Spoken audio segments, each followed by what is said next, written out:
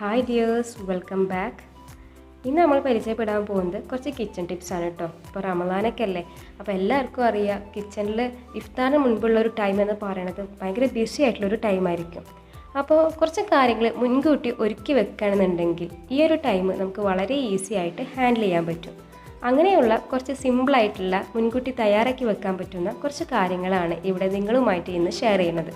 അപ്പോൾ അതെന്തൊക്കെയാണെന്ന് നോക്കാം. ഫസ്റ്റ് ഇവിടെ ഇപ്പോൾ തയ്യാറാക്കി വെക്കാൻ പോകുന്നത് കുറച്ച് പെരിഞ്ജീരകം പൊടിച്ച് വെക്കാനാണ്. ഇത് പെരിഞ്ജീരകത്തിൻ്റെ പൊടി നമ്മൾ മിക്ക ബജി പോലെയുള്ള കടികൾ, മുട്ട ബജി, കായ ബജി അല്ലെങ്കിൽ പക്കവട പോലെയുള്ള പൊരിച്ച കടികളിലൊക്കെ ആഡ് ചെയ്ത് കൊടുക്കാറുണ്ട്. അപ്പോൾ ഇതിന് വേണ്ടിയിട്ട് പെരിഞ്ജീരകം ആദ്യം തന്നെ നല്ലതുപോലെ കഴുകി വെയിലത്ത് വെച്ച് ഉണക്കിയെടുത്തിട്ടുള്ളതാണ്. ഇതൊരു മിക്സിയുടെ ചെറിയ ജാറിലേക്ക് ആഡ് ചെയ്ത് കൊടുത്ത് നല്ലതുപോലെ ഫൈനായിട്ട് പൊടിച്ചെടുക്കാം. നിങ്ങൾക്ക് വേണമെന്നുണ്ടെങ്കിൽ ഈ ഒരു പെരിഞ്ജീരകം ഒരു ഫ്രൈ പാനിലിട്ട് ഡ്രൈ റോസ്റ്റ് ചെയ്തെടുത്തതിന് ശേഷം വേണമെന്നുണ്ടെങ്കിലും പൊടിച്ചെടുക്കാം. ഇവിടെ ഇപ്പോൾ ഞാനതൊന്നും ചെയ്തിട്ടില്ല, ഡയറക്റ്റ് ഇതുപോലെ ജാറിലേക്ക് ആഡ് ചെയ്ത് കൊടുത്തു നല്ല ഫൈനായിട്ട് ഇതുപോലെ പൊടിച്ചെടുക്കുകയാണ് ചെയ്തിട്ടുള്ളത്. ഇതുപോലെ ചെയ്ത് വെക്കാവുമ്പോൾ നമുക്ക് ബജി പോലെയുള്ള കടികൾക്കൊക്കെ ബാറ്റർ തയ്യാറാക്കുമ്പോൾ വളരെ ഈസി ആയിട്ട് തന്നെ നമുക്ക് യൂസ് ചെയ്യാൻ പറ്റും. ഇനി ഇത് നമുക്കൊരു എയർ ടൈറ്റ് ആയിട്ടുള്ള കണ്ടെയ്നറിലേക്ക് മാറ്റി കൊടുക്കാം. ഇവിടെ ഇപ്പോൾ ഇതുപോലെയുള്ളൊരു ചെറിയ പാത്രത്തിലേക്കാണ് ഞാൻ മാറ്റി കൊടുത്തിട്ടുള്ളത്. ഇപ്പോൾ ഇതിൻ്റെ പുറത്ത് ജസ്റ്റ് ഇതെന്താണെന്നുള്ളത് ഞാനൊന്ന് നോട്ട് ചെയ്ത് വെച്ചിട്ടുണ്ട്. അപ്പോൾ ഇതുപോലെ ഇങ്ങനെ ഒരേ പാത്രങ്ങളിലൊക്കെ വെക്കുന്ന പൊടികളിൽ പുറത്ത് ജസ്റ്റ് ഇതുപോലെ എഴുതി കൊടുക്കുകയാണെങ്കിൽ നമുക്ക് ഒന്നുകൂടി ഈസി ആയിട്ട് ഐഡൻറ്റിഫൈ ചെയ്യാൻ പറ്റും. ഇതുപോലെ തന്നെ നമുക്ക് ഏലക്ക, കുരുമുളക് ഒക്കെ പൊടിച്ച് വെക്കാം. എന്നിട്ട് ഇതുപോലെ ഒരു ട്രാൻസ്പാരൻറ്റ് പാത്രത്തിലേക്കോ അതല്ലെങ്കിൽ പാത്രത്തിൻ്റെ പുറത്ത് ഇതുപോലെ എഴുതി വെക്കുകയോ ചെയ്യുകയാണെങ്കിൽ നമുക്ക് കുറച്ചുകൂടി ഈസി ആയിട്ട് തന്നെ എടുക്കാനും സാധിക്കും. ഈ നെക്സ്റ്റ് തയ്യാറാക്കി വെക്കാൻ പോകുന്നത് ജിഞ്ചർ ഗാർലിക് പേസ്റ്റാണ്. ഇതിന് വേണ്ടിയിട്ട് ഇഞ്ചിയും വെളുത്തുള്ളിയും നല്ലതുപോലെ ഒന്ന് കഴുകി ഒരു കിച്ചൺ ടവൽ വെച്ച് ഡ്രൈ ആക്കി എടുത്തിട്ടുണ്ട്. ഇനി ഒരു കാര്യം കൂടി ശ്രദ്ധിക്കാനുള്ളത്, ഇതുപോലെ പേസ്റ്റാക്കി തയ്യാറാക്കി വെക്കുമ്പോൾ ഇഞ്ചിയും വെളുത്തുള്ളിയും സെയിം മെഷർമെൻറ്റിലല്ല എടുക്കേണ്ടത്. 1 ടീസ്പൂൺ ഇഞ്ചിക്ക് 1.5 ടീസ്പൂൺ വെളുത്തുള്ളി എന്ന അളവിലായിരിക്കണം എടുക്കേണ്ടത്. അതല്ലാന്നുണ്ടെങ്കിൽ ഈ ഒരു പേസ്റ്റിൽ ഇഞ്ചിയുടെ കുത്തൽ കുറച്ച് കൂടുതലായിരിക്കും. ഇത് യൂസ് ചെയ്തിട്ട് തയ്യാറാക്കുന്ന ഡിഷസിലെല്ലാം ഇഞ്ചിയുടെ കുത്തൽ മുന്നിട്ട് നിൽക്കുന്നതാണ്. അപ്പോൾ അത് അവോയ്ഡ് ചെയ്യാൻ വേണ്ടിയിട്ട് 1 ടീസ്പൂൺ ഇഞ്ചി എടുക്കുമ്പോൾ അതിന് 1.5 ടീസ്പൂൺ വെളുത്തുള്ളി എന്ന റേഷ്യോയിൽ വേണം യൂസ് ചെയ്യാൻ. അപ്പോൾ ഇവിടെ ഇഞ്ചി ചെറുതായി അരിഞ്ഞെടുത്തിട്ടുള്ള കാരണം ഇതിങ്ങനെ തന്നെ ഇതിലേക്ക് ആഡ് ചെയ്ത് കൊടുക്കുന്നുണ്ട്. ഇനി വെളുത്തുള്ളി ആഡ് ചെയ്ത് കൊടുക്കാം. വെളുത്തുള്ളി ഞാൻ ജസ്റ്റ് ഇതുപോലെ ഒന്ന് ചെറുതാക്കി അരിഞ്ഞതിന് ശേഷമാണ് ആഡ് ചെയ്ത് കൊടുത്തിട്ടുള്ളത്. ഇനി ഇതിലേക്ക് ഞാൻ 1/4 ടീസ്പൂൺ ഉപ്പാണ് ആഡ് ചെയ്ത് കൊടുക്കുന്നത്. ഇത് ഓപ്ഷണലാണ്, ചേർത്ത് കൊടുക്കണം എന്നത് നിർബന്ധമില്ല. ഇവിടെ ഇപ്പോൾ ഒരു 1/4 ടീസ്പൂൺ ചേർത്ത് കൊടുത്തിട്ടുണ്ട്. പിന്നെ ഇതിലേക്ക് ഒരു ടേബിൾ സ്പൂൺ ഓയിലോ വെളിച്ചെണ്ണ ഏതായാലും കുഴപ്പമില്ല, ജസ്റ്റ് ഒന്ന് ചൂടാക്കിയതിന് ശേഷം അത് ആഡ് ചെയ്ത് കൊടുക്കാം. ഇനി ഇത് നല്ലതുപോലെ ഫൈനായിട്ടുള്ള പേസ്റ്റായിട്ട് നമുക്ക് അരച്ചെടുക്കാം.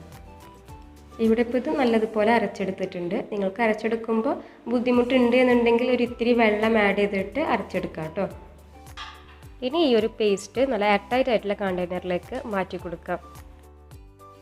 ചൂടായിട്ടുള്ള എണ്ണ അതല്ലെങ്കിൽ ഓയിൽ ആഡ് ചെയ്ത് കൊടുക്കുമ്പോൾ ഈ ഒരു ജിഞ്ചർ ഗാർലിക് പേസ്റ്റ് കുറച്ചുകൂടി ലോങ് ലാസ്റ്റിംഗ് ആയിരിക്കും. അതല്ലാന്നുണ്ടെങ്കിൽ കുറച്ച് കഴിഞ്ഞാൽ ഇതിൻ്റെ ഒരു കളറ് ചേഞ്ച് ചെയ്ത് വരാനുള്ള ചാൻസ് ഉണ്ട്. നെക്സ്റ്റ് റെഡിയാക്കി വെക്കുന്നത് ഫിഷ്, ചിക്കനൊക്കെ ഫ്രൈ ചെയ്ത് വെക്കാൻ പറ്റുന്ന ഒരു മസാല പേസ്റ്റാണ്. ഇതിന് വേണ്ടിയിട്ട് 25 ഗ്രാം വെളുത്തുള്ളി, ഒരു 5-6 ചുവന്നുള്ളി, പിന്നെ ഒരു 1.5 ഇഞ്ച് വലിപ്പത്തിൽ ഈ ഒരു വലിപ്പത്തിലുള്ള ഇഞ്ചിയുടെ പീസും ഇത്രയും എടുത്തിട്ടുണ്ട്. ഇതെല്ലാം കഴുകി എടുത്തിട്ടുള്ളതാണ്. ഇതൊരു മിക്സിയുടെ ചെറിയ ജാറിലേക്ക് ആഡ് ചെയ്ത് കൊടുക്കാം. ചെറിയ പീസസ് ആയിട്ട് കട്ട് ചെയ്തിട്ട് വേണമെന്നുണ്ടെങ്കിൽ അങ്ങനെ ആഡ് ചെയ്ത് കൊടുക്കാം.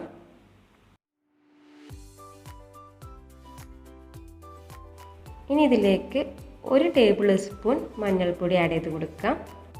ഇനി ഇതിലേക്ക് മുളക് പൊടി ആഡ് ചെയ്ത് കൊടുക്കാം. ഇവിടെ ഇപ്പോൾ 3.5 ടേബിൾ സ്പൂൺ മുളക് പൊടിയാണ് ആഡ് ചെയ്ത് കൊടുത്തിട്ടുള്ളത്. നിങ്ങൾക്ക് കുറച്ച് കളറൊക്കെ വേണമെന്നുണ്ടെങ്കിൽ ഈ ഒരു ടൈമിൽ 3 ടേബിൾ സ്പൂൺ മുളക് പൊടിയും പിന്നെ 1 ടേബിൾ സ്പൂൺ കാശ്മീരി ചില്ലി പൗഡറും അങ്ങനെ ആഡ് ചെയ്ത് കൊടുക്കാം. ഇനി ഇതിലേക്ക് ചേർത്ത് കൊടുക്കാനുള്ളത് പെരുംജീരകം, വലിയ ജീരകമാണ്. അതിവിടെ 1 ടേബിൾ സ്പൂൺ ആഡ് ചെയ്ത് കൊടുത്തിട്ടുണ്ട്. ഇനി ഇതിലേക്ക് ഉപ്പ് ചേർത്ത് കൊടുക്കാം. ഉപ്പ് കുറച്ച് മുന്നിട്ട് നിൽക്കണം. ഇവിടെ ഇപ്പോൾ ഏകദേശം 1 ടേബിൾ സ്പൂണിൻ്റെ അടുത്ത് ഉപ്പ് ചേർത്ത് കൊടുത്തിട്ടുണ്ട്. ഇനി ഇതിലേക്ക് വിനാഗിരിയാണ് ആഡ് ചെയ്ത് കൊടുക്കേണ്ടത്. 1/2 ടേബിൾ സ്പൂൺ വിനാഗിരിയാണ് ഇവിടെ ഇപ്പോൾ ചേർത്ത് കൊടുത്തിട്ടുള്ളത്. ഇത്രയും ആഡ് ചെയ്തതിന് ശേഷം നല്ല ഫൈനായിട്ട് പേസ്റ്റായി അരച്ചെടുക്കാം. അരച്ചെടുക്കുമ്പോൾ ബുദ്ധിമുട്ടുണ്ടെങ്കിൽ ഒരിത്തിരി വെള്ളം ആഡ് ചെയ്തിട്ട് അരച്ചെടുക്കാം. ഒരുപാട് ലൂസായി പോവരുത്. ഈ ഒരു തിക്നെസ്സിൽ നല്ല ഫൈനായിട്ടുള്ള പേസ്റ്റായിട്ടാണ് അരച്ചെടുക്കേണ്ടത്. ഇനി ഈ ഒരു ടൈമിൽ ഒരു ചെറുനാരങ്ങയുടെ പകുതി അതിൻ്റെ നീര് കൂടി ആഡ് ചെയ്ത് കൊടുക്കുന്നുണ്ട്. ഇതിന് വേണ്ടാന്നുണ്ടെങ്കിൽ പകരം വിനാഗിരി തന്നെ 1 ടേബിൾ സ്പൂൺ ആഡ് ചെയ്ത് കൊടുക്കാം. ഞാനിപ്പോൾ ഇവിടെ പകുതി വിനാഗിരിയും പകുതി ലെമൺ ജ്യൂസും അങ്ങനെയാണ് ആഡ് ചെയ്ത് കൊടുത്തിട്ടുള്ളത്. എന്നിട്ട് ഇത് നല്ലതുപോലെ ഒന്ന് മിക്സ് ആക്കി എടുക്കാം. ഈ ഒരു മസാല പേസ്റ്റ് ഇൻസ്റ്റൻ്റ് ആയിട്ടുള്ള യൂസിന് വേണ്ടിയിട്ടാണ് അരച്ചെടുക്കണമെന്നുണ്ടെങ്കിൽ നിങ്ങൾക്ക് 2 പച്ചമുളക് അതുപോലെ തന്നെ കുറച്ച് വേപ്പില ഇവയൊക്കെ ചേർത്ത് കൊടുത്തിട്ട് അരച്ചെടുക്കാവുന്നതാണ്.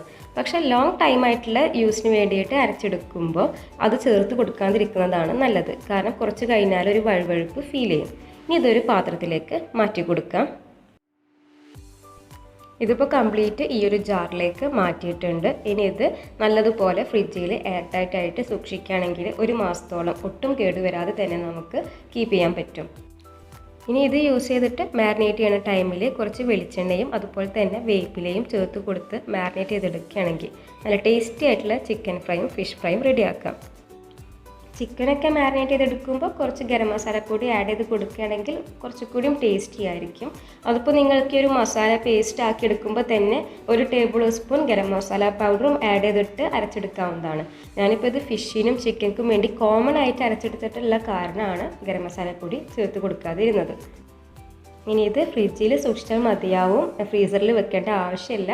ഫ്രിഡ്ജിൽ തന്നെ നല്ല എയർ ടൈറ്റ് ആയിട്ട് സൂക്ഷിക്കുകയാണെങ്കിൽ 1 മാസത്തോളം കേടുകൂടാതെ സൂക്ഷിക്കുക. നിങ്ങൾക്ക് നിങ്ങളുടെ അളവിനനുസരിച്ചിട്ട് ഇവിടെ എടുത്തിട്ടുള്ള ഇൻഗ്രീഡിയൻസിൻ്റെ സെയിം പ്രൊപ്പോർഷനിൽ കൂട്ടിയെടുക്കാവുന്നതാണ്. ഇനി നമുക്ക് കുറച്ച് ഉള്ളി തൊലി കളഞ്ഞത് റെഡിയാക്കി വെക്കാം. ചമ്മന്തി, ചട്നി, അതുപോലെ തന്നെ ചില റെസിപ്പീസിലൊക്കെ ഗാർലിക് ചോപ്പ് ചെയ്തതൊക്കെ ആഡ് ചെയ്ത് കൊടുക്കേണ്ടി വരും. അപ്പോൾ അതിനൊക്കെ വേണ്ടിയിട്ടുള്ള ഉള്ളി ഇതുപോലെ എടുത്ത് നല്ലതുപോലെ ഒന്ന് കഴുകിയെടുത്തതിന് ശേഷം ഒരു കിച്ചൺ ടവലിൽ വെച്ച് കൊടുത്ത് നല്ലതുപോലെ അതിലെ വെള്ളം കംപ്ലീറ്റ് തുടച്ച് കളയാം. ഇങ്ങനെ ഇതിലുണ്ടായിരുന്ന വെള്ളം കംപ്ലീറ്റ് തുടച്ച് കളഞ്ഞതിന് ശേഷം ഇതുപോലുള്ളൊരു എയർ ടൈറ്റ് ആയിട്ടുള്ള കണ്ടെയ്നറിലേക്ക് മാറ്റി കൊടുത്ത് ഫ്രിഡ്ജിൽ സൂക്ഷിക്കുകയാണെന്നുണ്ടെങ്കിൽ ഒരു 1 to 2 വീക്സ് കേടുകൂടാതെ സൂക്ഷിക്കാൻ പറ്റും. സെയിം പ്രൊസീജിയർ തന്നെ ചുവന്നുള്ളിയും ചെയ്യുക. ഒരു കിച്ചൺ ടവൽ യൂസ് ചെയ്തിട്ട് ഈർപ്പം കംപ്ലീറ്റ് തുടച്ച് കളഞ്ഞതിന് ശേഷം എയർ ടൈറ്റ് കണ്ടെയ്നറിലേക്ക് മാറ്റി കൊടുക്കാം. വെള്ളത്തിൻ്റെ നനവുണ്ടായാൽ പെട്ടെന്ന് തന്നെ ചീഞ്ഞു പോകാനുള്ള ചാൻസ് ഉണ്ട്. അപ്പോൾ അതിന് വേണ്ടിയിട്ടാണ് ഈർപ്പം കംപ്ലീറ്റ് തുടച്ച് കളയുന്നത്. ഇനി ഇഞ്ചിയാണ് അടുത്തത് എടുത്തിട്ടുള്ളത്.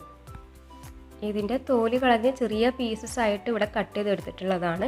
ഇഞ്ചി സൂക്ഷിക്കുമ്പോൾ ഒരു കാര്യം ശ്രദ്ധിക്കേണ്ടത്, ഇഞ്ചി കഴുകിയിട്ടല്ല എടുത്തു വെക്കുന്നത്. ഇഞ്ചി കഴുകി കഴിഞ്ഞ് എടുത്തു വെക്കുമ്പോൾ ഒരു 2 ദിവസമൊക്കെ കഴിയുമ്പോൾ ഒരു ബാഡ് സ്മെല്ല് വരാനുള്ള ചാൻസ് ഉണ്ട്. അതുപോലെ തന്നെ പെട്ടെന്ന് ചീഞ്ഞു പോകാനുമുള്ള ചാൻസ് ഉണ്ട്. അപ്പോൾ അതുകൊണ്ട് ഇഞ്ചി ഇവിടെ ഇപ്പോൾ തൊലി കളഞ്ഞതിന് ശേഷം ഇതുപോലെ ഒരു കിച്ചൺ ടവലിൽ ഒന്ന് തുടച്ചെടുക്കുക. എന്തെങ്കിലും ഈർപ്പോ നനവൊക്കെ ഉണ്ടെങ്കിൽ കംപ്ലീറ്റ് പോകാൻ വേണ്ടിയിട്ട്. എന്നിട്ട് സെയിം പാത്രത്തിൽ തന്നെയാണ് സൂക്ഷിക്കുന്നത്. നിങ്ങൾക്ക് ഇനി ഒരു തൃപ്തിക്കുറവുണ്ട് കഴുകാത്ത ഇഞ്ചിയും കഴുകിയ ഉള്ളിയും കൂടി വെക്കുമ്പോൾ എന്നുണ്ടെങ്കിൽ സെപ്പറേറ്റ് ഒരു പാത്രത്തിൽ സൂക്ഷിക്കാവുന്നതാണ്. ഞാനിപ്പോൾ ഇത് നല്ലതുപോലെ ഒന്ന് തൊലിയൊക്കെ കളഞ്ഞ് ഈ ഒരു കിച്ചൺ ടവലിൽ തുടച്ചെടുത്തിട്ടുള്ള കാരണം സെയിം പാത്രത്തിൽ തന്നെയാണ് വെക്കുന്നത്. അപ്പോൾ നമുക്ക് ആവശ്യമുള്ള ടൈമിൽ ഈ ഒരു പാത്രം മാത്രം പുറത്തെടുത്താൽ മതിയാവും. ആവശ്യം കഴിഞ്ഞാൽ ഈ ഒരു പാത്രം തന്നെ എടുത്ത് വെക്കാനും ഉണ്ടാവുള്ളൂ. അപ്പോൾ കുറച്ചുകൂടി എനിക്കൊരു ഈസി ആയിട്ട് തോന്നുന്നത് ഈ ഒരു പാത്രത്തിൽ തന്നെ എല്ലാതും കൂടിയിട്ട് എടുത്ത് വെക്കുമ്പോഴാണ്. അപ്പോൾ ഇങ്ങനെ ഒരു എയർ ടൈറ്റ് കണ്ടെയ്നറിൽ ഫ്രിഡ്ജിൽ സൂക്ഷിക്കുകയാണെന്നുണ്ടെങ്കിൽ ഈ ഒരു ഉള്ളി ഇഞ്ചിയൊക്കെ നമുക്കൊരു 1 to 2 വീക്സ് വരെ കേടുകൂടാതെ സൂക്ഷിക്കാൻ പറ്റുന്നതാണ്. ഈ നെക്സ്റ്റ് കാണിക്കുന്നത് നമ്മൾക്ക് എങ്ങനെയാണ് നോമ്പ് തുറയുടെ ആ ഒരു സമയത്ത് പ്രിപ്പയർ ചെയ്യണ ജ്യൂസും ഷേക്കിൻ്റെ ഒക്കെ പണികൾ എളുപ്പമാക്കാന്നുള്ളതാണ്. ഇതിന് വേണ്ടിയിട്ട് ഇപ്പോൾ ഇവിടെ ഞാൻ ഫസ്റ്റ് എടുത്തിട്ടത് ലെമനാണ്. അപ്പോൾ ലെമൺ ജ്യൂസ് മിക്ക ആൾക്കാരും നോമ്പ് തുറക്കുന്ന സമയത്ത് ഉണ്ടാക്കുന്നതായിരിക്കും. അപ്പോൾ അതിന് വേണ്ടിയിട്ട് ലെമണിൻ്റെ ജ്യൂസ് ഇതുപോലെ ഒരു സ്ട്രെയിനർ വെച്ചിട്ട് ഗ്ലാസ്സിലേക്ക് കളക്ട് ചെയ്യുക. ഒട്ടും വെള്ളമില്ലാതെ അതിൻ്റെ കുരു ഒന്നും പെടാത്ത രീതിയിൽ ജ്യൂസ് മാത്രമായിട്ട് ഒരു സ്ട്രെയിനർ വെച്ചിട്ട് ഒരു ഗ്ലാസ്സിലേക്ക് കളക്ട് ചെയ്യുക. ഇങ്ങനെ കളക്ട് ചെയ്തെടുത്തിട്ടുള്ള ഈ ലൈം ജ്യൂസ് നമുക്കൊരു ഐസ് ക്യൂബ് ട്രേയിലേക്ക് ഒഴിച്ചിട്ട് ഇതൊന്ന് ഫ്രീസ് ചെയ്തിട്ട് എടുക്കാവുന്നതാണ്. ഇതുപോലെ തന്നെ നമുക്ക് മിൽക്ക് ഷേക്കിന് വേണ്ടിയിട്ടുള്ള ഫ്രൂട്ട്സിൻ്റെ പ്യൂരിയും റെഡിയാക്കി വെക്കാൻ പറ്റുന്നതാണ്. ഇപ്പോൾ ഇവിടെ എടുത്തിട്ടുള്ളത് സ്ട്രോബെറി ആണ്. ഇത് ഇതേപോലെ കഴുകിയെടുത്തതിന് ശേഷം മിക്സിയുടെ ഒരു ജാറിലേക്ക് ആഡ് ചെയ്ത് കൊടുത്ത് ഒട്ടും വെള്ളം ചേർക്കാതെ ജസ്റ്റ് പ്യൂരി ആയിട്ട് അടിച്ചെടുക്കാം. അങ്ങനെ അടിച്ചെടുത്തിട്ടുള്ള ഈ ഒരു പ്യൂരി നേരത്തെ ചെയ്തതുപോലെ തന്നെ ഐസ് ക്യൂബ് ട്രേയിലേക്ക് ഒഴിച്ചു കൊടുത്തിട്ട് ഫ്രീസ് ചെയ്തെടുക്കാവുന്നതാണ്. ഈ ഒരു രീതിയിൽ മാംഗോ പ്യൂരിയും നമുക്ക് ഫ്രോസൺ ചെയ്ത് വെക്കാവുന്നതാണ്. മിൽക്ക് ഷേക്ക് ഉണ്ടാക്കുന്ന ടൈമിൽ സാധാരണ പോലെ തന്നെ മിൽക്കും ഷുഗറും ആഡ് ചെയ്തതിന് ശേഷം ഇതിൽ നിന്നുള്ള ഈ ഒരു ക്യൂബ്സ് ആഡ് ചെയ്തെടുത്തിട്ട് ബ്ലെൻഡ് ചെയ്തെടുത്താൽ മതിയാവും.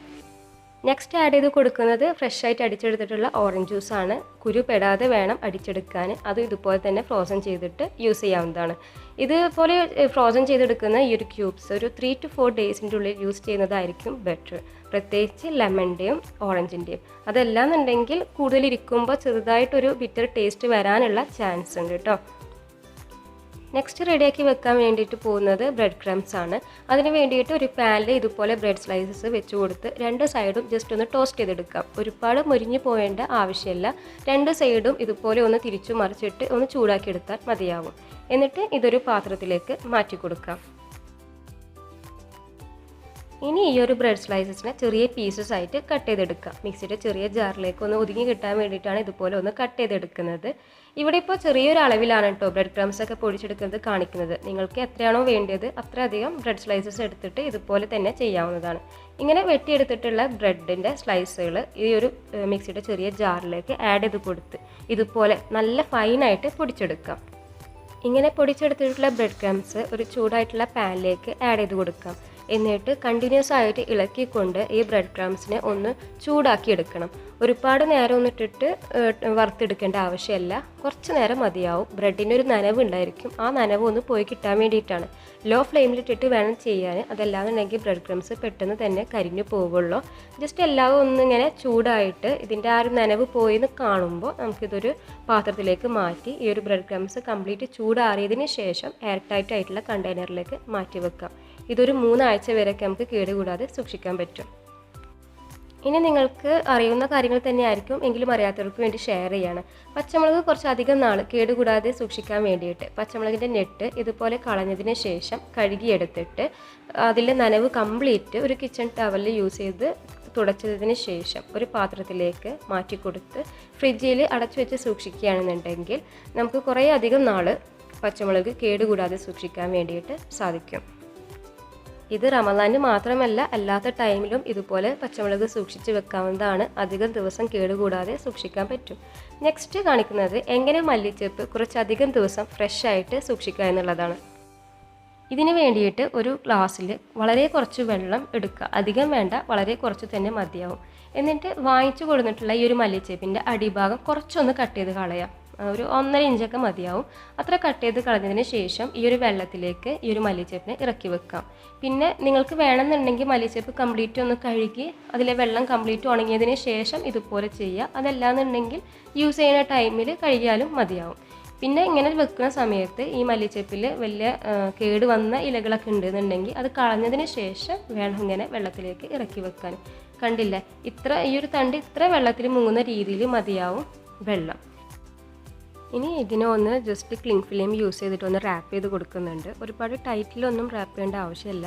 ജസ്റ്റ് ഒന്ന് ലൂസായിട്ട് റാപ്പ് ചെയ്താൽ മതിയാവും. ഇതെന്തിനാണ് ഇങ്ങനെ ചെയ്യുന്നതെന്ന് വെച്ചാൽ ഇത് ഫ്രിഡ്ജിലാണല്ലോ സൂക്ഷിക്കുക. അപ്പോൾ ഒരുപാട് തണുപ്പ് ഇതിൻ്റെ ഡയറക്റ്റായിട്ട് നമുക്ക് തട്ടുമ്പോൾ ഇത് പെട്ടെന്ന് ഷ്രിങ്ക് ചെയ്ത് പോകാനുള്ള ചാൻസ് ഉണ്ട്. അപ്പോൾ അത് അവോയ്ഡ് ചെയ്യാൻ വേണ്ടിയിട്ടാണ് ഇങ്ങനെ ചെയ്യണത്. ഫുള്ളായിട്ടൊന്നും കവർ ചെയ്യേണ്ട. ഇതുപോലെ ചെറിയൊരു സ്പേസൊക്കെ ഇട്ട് കൊടുക്കുക. അതല്ലാന്നുണ്ടെങ്കിൽ ഇതിൻ്റെ ഉള്ളിൽ ഇങ്ങനെ കുറച്ച് ദിവസം കഴിഞ്ഞാൽ കാണാം മഴത്തുള്ളി പോലെ ഇങ്ങനെ വെള്ളം നിൽക്കണത്. അപ്പോഴും ഇല പെട്ടെന്ന് തന്നെ ചീഞ്ഞു പോകും. പിന്നെ 3 ദിവസം കൂടുമ്പോൾ ഇതിൽ ഒഴിച്ച് കൊടുത്തിട്ടുണ്ടായിരുന്ന വെള്ളം ജസ്റ്റ് ഒന്ന് ചേഞ്ച് ചെയ്ത് കൊടുക്കുക. ഇങ്ങനെ കീപ്പ് ചെയ്യുമ്പോൾ ഒരുപാട് ദിവസം ഈ ഒരു മല്ലിച്ചപ്പ് ഫ്രഷ് ആയിട്ടിരിക്കും. ഇനി ഇതേ രീതിയിൽ തന്നെ മിൻറ്റ് ലീവ്സും നമുക്ക് കീപ്പ് ചെയ്യാൻ പറ്റും. കേട് വന്നിട്ടുള്ള പുതിനയുടെ തണ്ടുകൾ മാറ്റിയിട്ട് ഫ്രഷ് ആയിട്ടുള്ള ലീവ്സ് മാത്രം ഇതുപോലെ ഒരു ഗ്ലാസ്സിൽ കുറച്ച് വെള്ളം എടുത്തിട്ട് തണ്ട് അതിലേക്ക് ഒന്ന് ജസ്റ്റ് മുങ്ങി നിൽക്കുന്ന രീതിയിലൊന്ന് വെച്ചുകൊടുക്കാം. ഇനി നേരത്തെ മല്ലിച്ചപ്പിന് ചെയ്ത് കൊടുത്ത് അതേപോലെ തന്നെ ക്ലിംഗ് ഫിലിം യൂസ് ചെയ്തൊന്ന് ലൂസ്ലി റാപ്പ് ചെയ്ത് കൊടുക്കാം. ഇനി നിങ്ങളുടെ കയ്യിൽ ക്ലിംഗ് ഫിലിം ഇല്ല എന്നുണ്ടെങ്കിൽ സാധാ ട്രാൻസ്പെറൻറ്റ് ആയിട്ടുള്ള പ്ലാസ്റ്റിക് കവറോ അതല്ലെങ്കിൽ സിപ്പ് ലോക്ക് ബാഗോ എടുത്തിട്ട് ജസ്റ്റ് അതിൽ കുറച്ച് ഹോൾസ് ഇട്ട് കൊടുത്തതിന് ശേഷം ഇതിൻ്റെ മുകളിൽ കവർ ചെയ്ത് കൊടുക്കുക. ഇനി ഇൻ കേസ് അതിനുള്ളിൽ വെള്ളം വരുന്നുണ്ടെങ്കിൽ 2 ദിവസം 3 ദിവസം കൂടുമ്പോൾ ആ വെള്ളം ഒന്ന് എടുത്ത് കളഞ്ഞിട്ടതിന് ശേഷം കവർ ചെയ്ത് കൊടുക്കുക. ഇങ്ങനെ കീപ്പ് ചെയ്യുമ്പോൾ ഒരുപാട് ദിവസം മിൻറ്റ് ലീവ്സ് ആയാലും മല്ലിച്ചപ്പ് ആയാലും ഫ്രഷ് ആയിട്ട് കീപ്പ് ചെയ്യാൻ പറ്റും. ഇനി നമ്മളിൽ പലരും ഈത്തപ്പഴം അതല്ലെങ്കിൽ കാരക്ക വെച്ചിട്ടായിരിക്കും നോമ്പ് തുറക്കുന്നത്. അപ്പോൾ അതിന് വേണ്ടിയിട്ടുള്ള കാരക്ക അതല്ലെങ്കിൽ ഈത്തപ്പഴം നല്ലതുപോലെ ഒന്ന് കഴുകിയെടുത്ത് അതിലെ വെള്ളം കംപ്ലീറ്റ് തുടച്ച് കളഞ്ഞതിന് ശേഷം ഒരു പാത്രത്തിലേക്ക് ഇട്ട് കൊടുക്കുക. എന്നിട്ട് ഈ ഒരു പാത്രം ടേബിളിൻ്റെ ഒരു കോർണറിൽ സ്ഥിരമായിട്ട് വെച്ച് കൊടുക്കുകയാണെങ്കിൽ നോമ്പ് തുറക്കുന്ന സമയത്ത് പിന്നെ ഈത്തപ്പഴം എടുക്കാനും അത് കഴുകി കൊടുന്ന് വെക്കാനും ഒന്നും നിൽക്കേണ്ട, കുറച്ചുകൂടി ഈസി ആയിരിക്കും. ഇത്രയും ടിപ്സാണ് ഇന്ന് ഈ വീഡിയോയിൽ നിങ്ങൾക്ക് വേണ്ടിയിട്ട് ഷെയർ ചെയ്തിട്ടുള്ളത്. ഈ കാര്യങ്ങളൊക്കെ നിങ്ങൾക്ക് ഹെൽപ്ഫുൾ ആവുമെന്ന് പ്രതീക്ഷിക്കുന്നു. ഇനിയും ഒരുപാട് കാര്യങ്ങൾ നമുക്ക് മുൻകൂട്ടി ചെയ്ത് വെക്കാൻ പറ്റുന്നതുണ്ട്. ഇപ്പോൾ സ്നാക്സിൻ്റെ കാര്യമാണെന്നുണ്ടെങ്കിൽ ഫ്രോസൺ ആയിട്ട് കീപ്പ് ചെയ്യാൻ പറ്റുന്ന സ്നാക്സ് ഉണ്ട്. ഇപ്പോൾ കട്ട്ലേറ്റ് ആയാലും സമൂസ ആയാലും അതല്ലെങ്കിൽ ഫില്ലിങ്സ് നമുക്ക് മുൻകൂട്ടി തയ്യാറാക്കി ഫ്രീസ് ചെയ്ത് വെക്കാൻ പറ്റുന്നതുണ്ട്. അപ്പോൾ ഇൻഷാ അല്ലാ അങ്ങനെയുള്ള കാര്യങ്ങളൊക്കെ ഇനി സ്നാക്സിൻ്റെ ഒക്കെ വീഡിയോസ് ചെയ്യുമ്പോൾ ആ വീഡിയോയിൽ മെൻഷൻ ചെയ്യുന്നതാണ്.